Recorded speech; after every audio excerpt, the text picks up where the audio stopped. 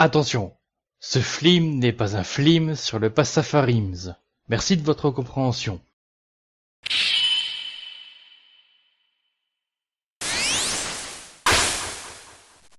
Bonjour, bonsoir, bonne nuit pour No Life et bienvenue dans un nouvel épisode de Autant filmer n'importe comment. Donc aujourd'hui, vidéo un petit peu tardive sur mes cadeaux de Noël que je me suis offert tout simplement. En fait, c'est un peu une sorte de vidéo upgrade informatique, on va dire, mais pas upgrade extraordinaire dans le sens où je change tout mon ordi, tout l'intérieur de mon unité centrale. Non, pas du tout. Mais qu'il faudrait que je me pose de plus en plus la question pour mon processeur qui surchauffe comme une grosse merde. Petite chose pas extraordinaire mais quand même assez rigolote d'une certaine manière. Vous le savez peut-être si vous suivez mes lives de jeu. Ma manette Xbox 360 a rendu l'âme. Autrement dit, cette manette, voilà. Enfin, bon, vous savez ce que c'est qu'une manette de 360 probablement. Mais bref, bon, en même temps, c'est vrai qu'elle a du vécu. Ça, je ne vous le cache pas. Alors, qu'est-ce qui lui est arrivé? Bah, très clairement, je pense que le problème vient de là. Je sais pas si on verrait. Oui, c'est bon, je vous voyez. Bon, voilà, je pense que ça ne lui a pas fait du bien. Hein, on est d'accord. Et en fait, il y a un truc qui est absolument extraordinaire, je vous jure que c'est vrai. Donc, le soir où c'est arrivé, j'avais certaines parties du câble qui chauffaient. Je savais même pas que c'était possible, mais oui, il y a bel et bien des parties qui chauffaient, notamment au niveau de cet embout bizarre ici. Je sais pas pourquoi ça existe, je sais pas à quoi ça sert. Il y avait quoi? Il y avait le bout du câble à peu près. La partie là, normalement, qui se détache en principe. Oui, voilà. Et en fait, c'est marrant, tous les parties entre guillemets les plus volumineuses du câble, bah, elles surchauffaient tout simplement. Du coup, j'en ai racheté une nouvelle. Mais pourquoi je vous en parle? Franchement, une manette de 360, qu'est-ce qu'on en a à foutre? Oui, sauf que en fait, je me suis fait avoir. Le carton, il me semble qu'il n'était pas extraordinaire, mais justement, bah, je m'attendais avec un emballage normal. Il y avait peut-être deux types d'emballage en gros pour les manettes de 360 à ma connaissance. Il y avait à une époque des emballages bien rouges et il me semble qu'il y en avait un autre, mais je sais plus lequel. Moi en tout cas j'avais reçu déjà un petit carton, je vais peut-être le montrer vite fait mais c'est pas très intéressant. Bon bien sûr il y a le carton Amazon mais ça c'est pareil on s'en fout un peu. Voilà, mis à part qu'il a le smile comme c'est pas permis. Alors déjà ce qui est assez amusant, une première surprise c'est à l'ouverture du carton parce que bon, une boîte toute blanche, assez tristounette, voilà.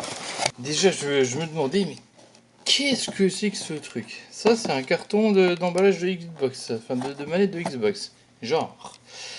Déjà, ce qui est mignon, c'est le fait qu'il soit tout petit. Par rapport aux emballages de manettes habituels, il y a vraiment juste de quoi la contenir. Et puis, surtout, voilà, c'est un emballage blanc, vide, il n'y a rien. Il y a juste ça là, mais je sais pas, c'est écrit en allemand, voilà, c'est tout ce que je peux dire parce que sinon c'est un peu recouvert par cette étiquette cadeau de Noël là. Des prix bas où vous voulez quand vous le voulez. Bah heureusement qu'elle m'a pas coûté bien cher effectivement cette manette. Je sais plus combien elle m'a coûté mais je peux retrouver la commande et afficher le prix ici. Mais bon bref. Tout ce qu'il y avait dedans c'était du papier bulle, la manette là que je vais montrer. Et puis une notice. Alors déjà la manette, vous allez vite voir qu'il y a un petit problème je pense. Voilà. Alors qu'est-ce que c'est que ça? Mais il devrait pas y avoir un X? Bah si. Et là, il y a un X en fait. C'est un peu le jeu des 7 erreurs. Mais les 7 erreurs un peu cachées. Parce que, ok, là on a l'impression que peut-être il n'y a pas d'autre différence à part le X.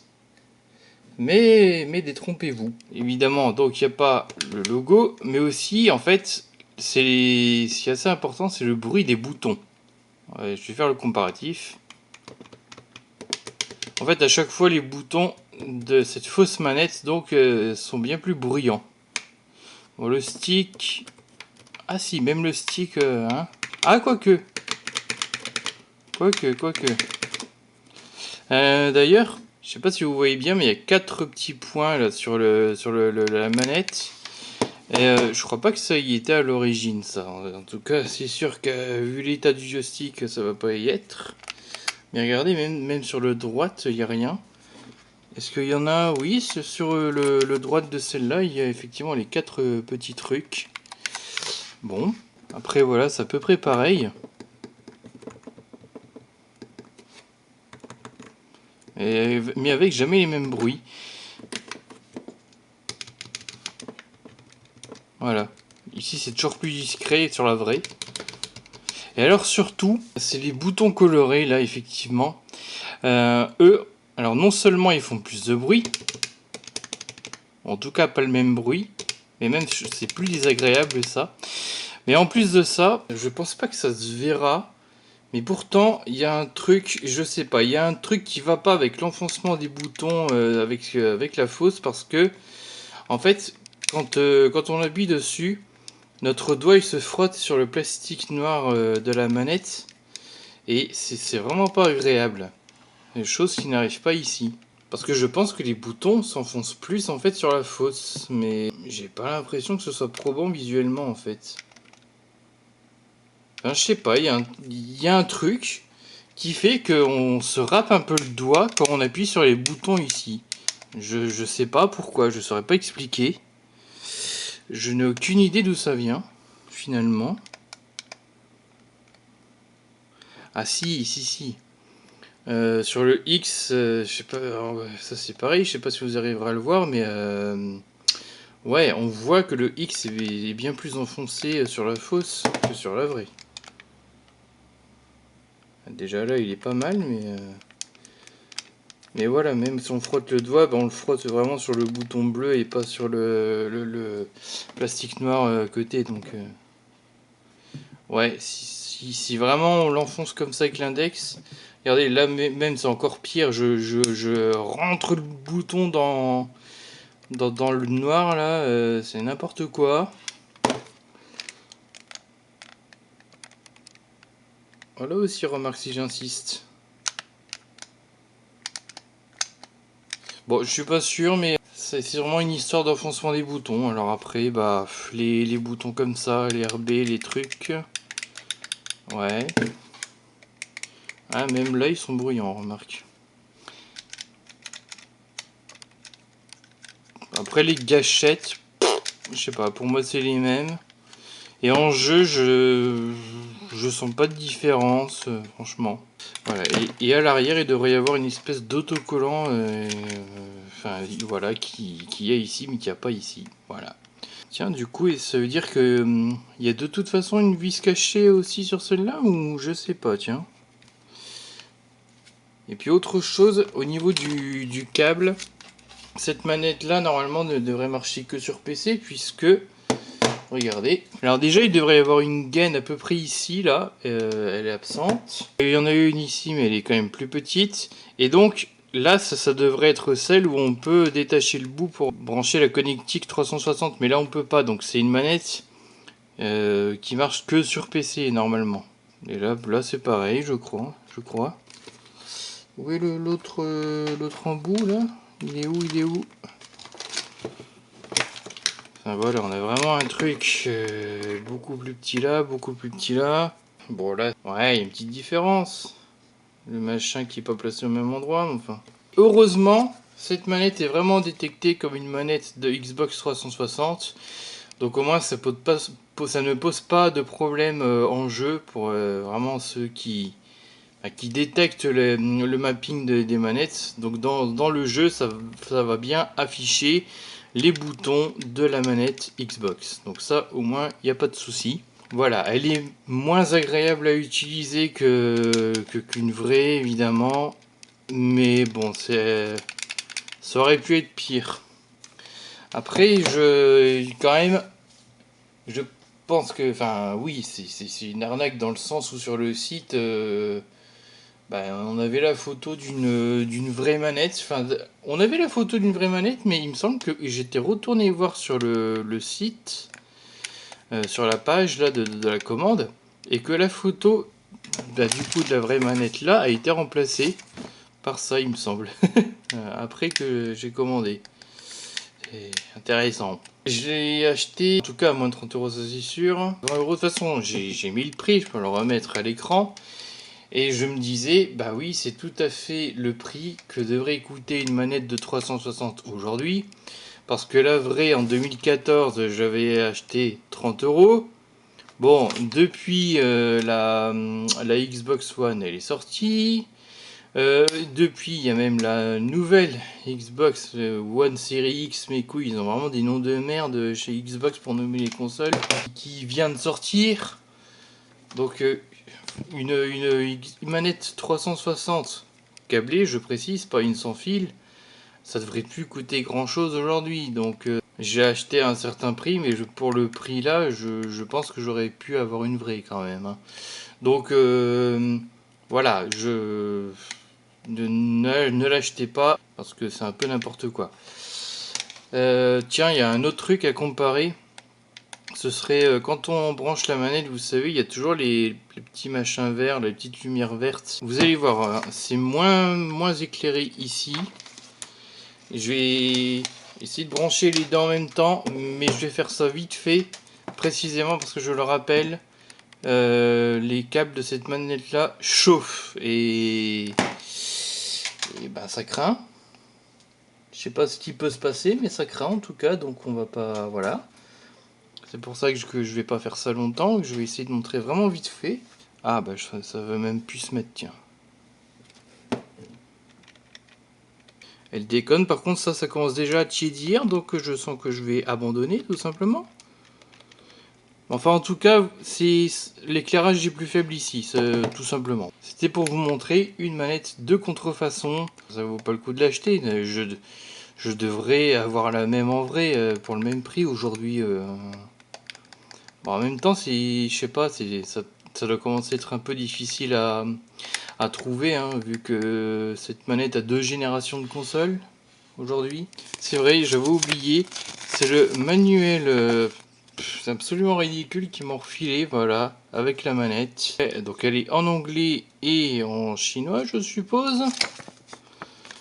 Et là, ils nous disent déjà une information absolument fausse.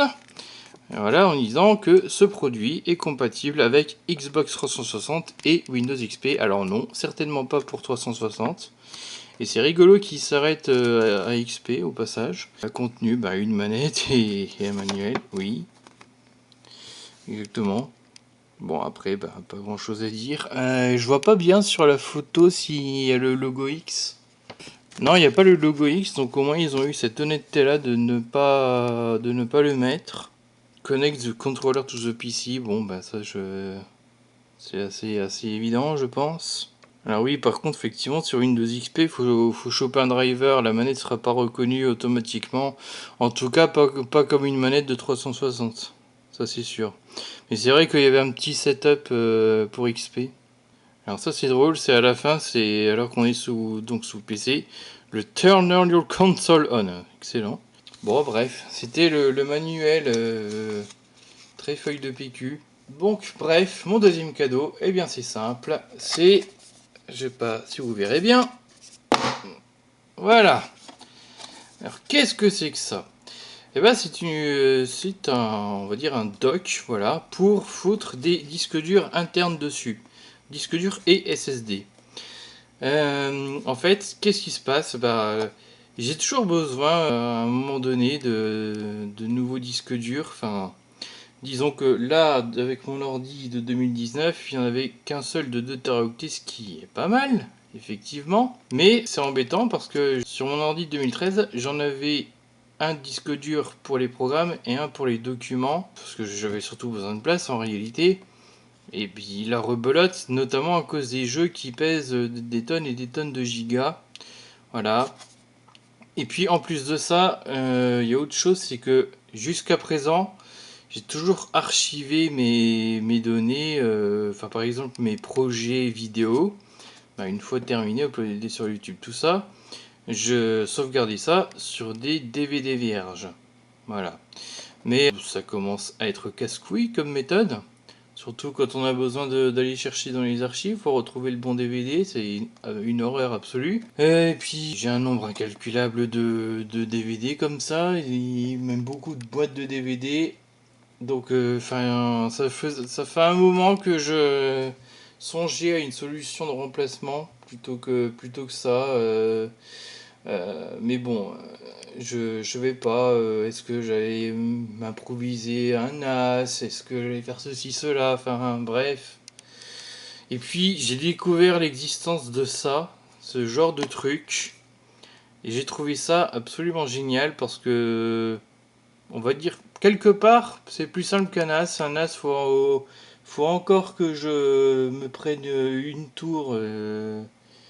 Alors, je sais pas si je pourrais prendre une qui est là, qui sert pas, faut pouvoir la remettre en route, mais bah, de toute façon, non, enfin, pas spécialement, parce que si on prend ces choses ridicules, les deux pacards poubelles, ben, regardez un peu l'intérieur, il y a un emplacement pour disque dur, et regardez comment il est posé, du coup, pour en mettre d'autres, ben, c'est pas possible, donc c'est du grand n'importe quoi.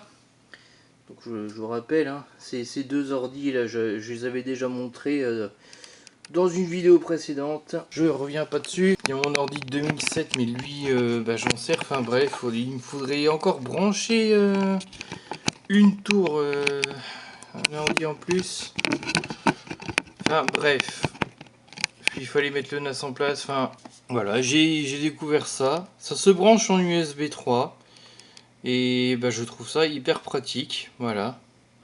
On peut donc brancher deux disques durs, il y en a où on peut en brancher 4.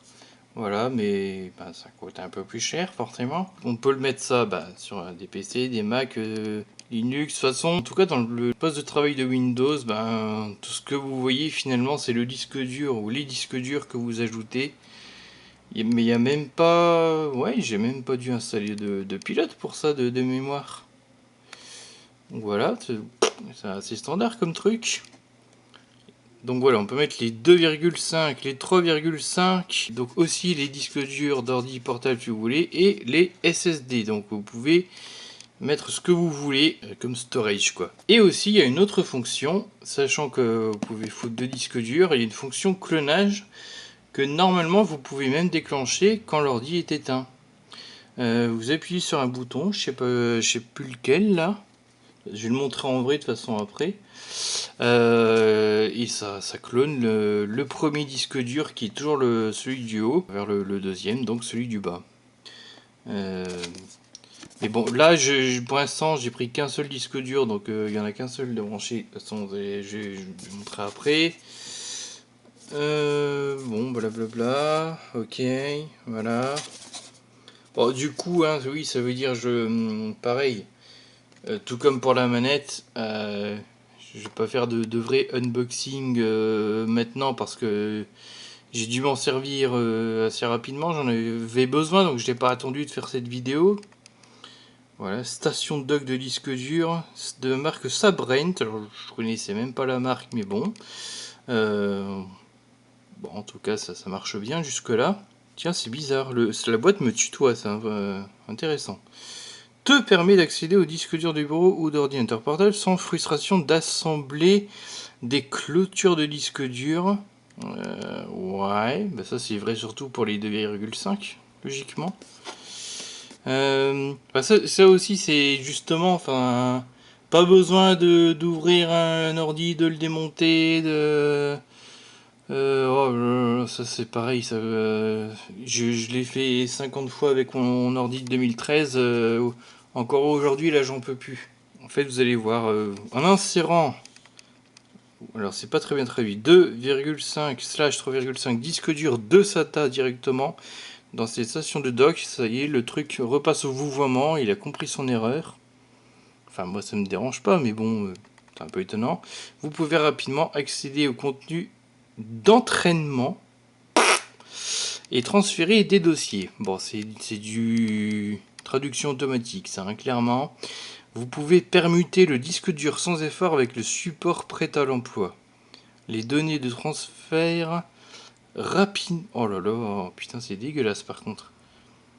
Les données de transfert rapidement et facilement par USB 3 à vitesse 5 gigabits. Mais là, il parle de. Je sais pas s'il parle spécifiquement du clonage. Mais en tout cas, comment. Bon, il dit 5 gigabits. Déjà, faut traduire en gigaoctets. Et de toute façon, j'y crois pas. Une telle vitesse. Peut-être avec 2 SSD, mais sinon, j'y crois pas. Hein. Bon, après, c'est pareil en d'autres langues. Ok, l'arrière de la boîte. Donc, vous voyez, hein, là, par exemple, on le voit avec un disque dur normal et un. Alors, je sais pas si c'est un SSD ou juste un 2,5 en dur d'ordi portable, mais bon, bref. Lire et écrire 2 disques durs simultanément, oui, bien sûr, tout à fait. Supporte le clone hors ligne, voilà, jusqu'à 60 mégasecondes. Ah oui, voilà, là c'est déjà plus réaliste comme débit. Plug and play échangeable à chaud. Alors oui, effectivement, c'est ça aussi qui est cool. Enfin, c'est vraiment, c'est simple, c'est rapide, c'est efficace. Littéralement, ton disque dur, tu le fous là-dedans, comme ça, tchouk, et c'est bon. Enfin, par contre, il faut vraiment l'enfoncer, parce que moi j'étais embêté, enfin j'avais pas assez bien enfoncé, j'avais pas compris. Du coup, au début, ça marchait pas, forcément. Enfin bref, indicateur de l'aide d'accès disque dur, oui, effectivement. Donc bah du coup, à l'intérieur de la boîte, il n'y a plus grand chose. Je sais pas, au pire, il y a un manuel de trucs. Si, il y a pas mal de choses en vrai, mais le disque dur, bah, il est plus là-dedans. Enfin, le dock plutôt. Qu'est-ce qu'on a là? Qu'est-ce que c'est? Une carte de garantie. Vous pouvez étendre votre garantie à 2 ans. Bon. Ok. Your review will buyer like you make the right choice. Ouais. Bon. Classique aujourd'hui. J'ai jamais été fan de ces appels à donner des notes et tout le bordel, mais bon. Bon, pas un manuel, voilà. Alors c'est pas mal. Je sais plus s'il y a la langue française là-dedans. C'est que en anglais, mais bon, ça a le mérite d'être assez clair. Bon, ça m'énerve, je vais devoir la bouger. C'est assez clair, voilà. Branché ici, branché là. Ah oui, bah par contre, ça j'ai été déçu. Je savais pas, ça se branche au secteur. C'est pas auto-alimenté en USB, ça m'emmerde un peu parce que j'ai dû bouffer une prise. J'en ai déjà plein d'utilisés, c'est un peu chiant. Voilà, insérez vos disques durs, branchez, gna gna gna. Sous Windows, ben, alors bon, voilà, du coup il faut juste s'amuser avec ça. En fait, c'est le truc de créer une partition sur le nouveau disque dur, vu qu'ils partent du principe, et c'est logique, qu'on va utiliser notre boîte avec un nouveau disque dur, effectivement. Alors la même chose sous Mac, bon bah ok. Tiens, c'est plus simple sous Mac pour la. Ça se formate direct ou bon, je sais pas comment ça. Je sais pas. Enfin bon, le manuel est sympa, il est en couleur, il est assez clair. Malgré qu'il soit qu'en anglais, donc c'est cool. Bon, à la réflexion pour les débutants de chez débutants, ça va peut-être un peu poser problème qu'il n'y ait pas de tuto pour tous les Windows, enfin les Windows récents, on va dire. Mais d'ailleurs, non, je pensais que c'était les captures Windows 7, mais non, c'est un peu zarbi, on dirait du Windows 8 au 10, mais avec un thème un peu Windows 7 tiens, sur le menu démarrer, quoi. C'est même des icônes à la XP, ça, tiens, c'est rigolo. Donc, ouais, c'est. Les gens qui seraient le plus embêtés seraient peut-être les utilisateurs et utilisatrices de Windows 8, mais bon, ça aujourd'hui, je sais pas s'il y en a encore tant que ça. Après, pour le 7 et le 10, ça doit être à peu près pareil, hein. Mais enfin, le menu démarrer, c'est plus un menu démarrer quand même de Windows Vista 7. Hein. Bon, pour les plus débutants, ça pourrait éventuellement poser un peu problème, ça dépend à voir. Mais même là, on repart sur une capture d'écran de Windows Vista ou 7. C'est un peu bordélique les captures d'écran ici, en fait, c'est un peu zarbi. Alors, fun fact, c'est fourni avec 2 adaptateurs. L'adaptateur pour prise française, plus celui-là. De base, voilà, pour la prise murale, ce sera pas une prise française. Il y aura un autre format, je sais plus lequel, mais ça ressemble à ça en fait, c'est marrant. La forme qui ressemble à ça, donc, plus les prises françaises, donc. Allez, on va essayer de voir un peu l'engin en lui-même. Parce que là, vous voyez des photos, des manuels, mais l'engin... Mon engin, je l'aime bien. Donc, et ben voilà la bête, hein. Voilà. Donc, je trouve ça assez joli, déjà, voilà. Et donc, effectivement, on a les deux espaces, là. Par contre, filmer des objets noirs, c'est toujours aussi chiant. Mais bon, vous voyez là, c'est écrit en gros 2,5 ou 3.5 SATA HDD SSD. Voilà, vous voyez pas, enfin bref, c'est écrit ça. Voilà, on a les différentes LED a priori. Donc, une LED Power, une LED. Alors là, après, c'est plutôt un genre de... Enfin, je sais pas exactement comment ça se présente, comment ça se fait. Mais il doit y avoir un genre de barre de progression. Ça, c'est pour donc le clonage du disque 1 vers le disque 2. Ils vous disent un peu la progression du clonage de 25% à 100% donc. J'ai jamais pu le faire, voilà, parce que j'ai qu'un seul disque dur de 2 Tera.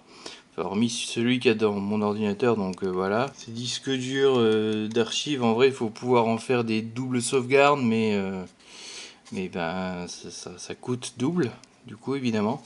Alors, je trouve ça assez rigolo, sinon c'est... Donc, on branche le disque dur comme ça dans la trappe. Dans les deux, on peut mettre vraiment le disque qu'on veut. Il n'y a pas de souci. Devant, on a tout simplement la marque. Là, rien du tout. Là, la connectique, donc effectivement, c'est en USB 3, heureusement, de nos jours. Un bouton de mise sous tension, et puis l'alimentation pour la prise murale, voilà. Et ne pas jeter ça à la poubelle, ce serait bien trop dommage pour ce que c'est. Et puis sur le dessous, voilà, alors ça c'est pas possible, le truc est neuf, il y a de la poussière, des trucs... incroyable. En tout cas, ils ont mis des patins. Voilà, ça c'est une bonne idée pour pas que ça glisse quand c'est au sol. Ça, on pourrait je suppose, le faire un petit peu glisser involontairement en voulant brancher un disque dur. Donc ben voilà, c'est assez sympa. Et donc, ben, le disque dur en question, voilà. Je vais vous montrer vite fait le branchement. C'est vraiment tout con de chez tout con. Enfin, il s'agit de trouver le bon sens à la limite du branchement. Donc, le disque dur lui-même, il n'y a pas grand chose à dire dessus. Seagate Barracuda 2 Tera. J'ai pris l'un des moins chers que j'ai trouvé en 2 Tera. J'ai pas cherché plus loin. Et donc, le truc étant ici. Voilà, donc normalement, j'enfonce vraiment. Hop. Et normalement, c'est bon. De toute façon, s'il bouge encore pas mal, tiens. Mais disons que la première fois, je n'avais pas enfoncé correctement. J'avais juste fait ça comme un con. Du coup, forcément, ça bougeait beaucoup. Mais non, il faut vraiment... Ah, c'est fait ou c'est pas fait? Non, c'est pas fait. Voilà, là c'est fait. Enfin, je crois. Déjà, je devrais pas pouvoir le retirer facilement. Et puis, je verrai bien à l'allumage. Voilà, après, bah, je n'ai plus qu'à le brancher et à l'allumer tout simplement. Puis après, votre OS va détecter qu'il y a un nouveau disque dur, faudra le formater, comme c'est écrit dans le manuel. Et voilà, donc vraiment, c'est assez simple d'utilisation et c'est ça qui est assez excellent. Je pense que vraiment, c'est ce dont j'ai besoin. Parce que dès que j'ai fini ce disque dur là, donc bah, déjà normalement je peux en mettre un deuxième ici. Et puis je peux très facilement donc retirer le disque dur pour le mettre par un autre dans le futur. Et si j'ai besoin de revenir à mes archives précédentes, bah hop, j'enlève là, je remets celui-là. Et enfin vraiment c'est simple, c'est facile, c'est rapide, c'est efficace. Plutôt de se casser le trou fignace à enlever, à rajouter des disques durs dans des NAS. Quand je dis les NAS, je pense plutôt aux NAS un peu improvisées, c'est-à-dire on prend une vieille tour, hein, une vieille unité centrale d'un ordi qu'on n'utilise plus et qu'on s'improvise de NAS soi-même. Hein. Après, c'est vrai qu'il y a voilà, des grosses boîtes de NAS toutes faites là où en principe ça devrait pas être bien compliqué non plus. On range les disques durs dans des espèces de tiroirs, on ferme. Mais si c'est juste pour stocker des données, des archives et tout, je pense que c'est suffisant. Bon, bah, je pense que je n'ai rien à dire de plus sur ces deux objets. Voilà, on a fait le tour. Je sais pas combien de temps va durer la vidéo, mais encore une fois, largement assez longtemps pour ce que c'est. Et sinon plus, je rappelle, hein, il y a les vidéos sur les jeux pirates Sonic, voilà, c'est en cours de route. Voilà, vous allez peut-être voir cette vidéo entre la partie 3 et la partie 4, parce que voilà, ce sera découpé en 4 parties. Et après, bah, il y aura des choses normalement plus sérieuses sur Manga des zones qui vont arriver. Donc surtout, bah, abonnez-vous comme d'habitude, voilà, et partagez tout ça. Cordialement, bisous.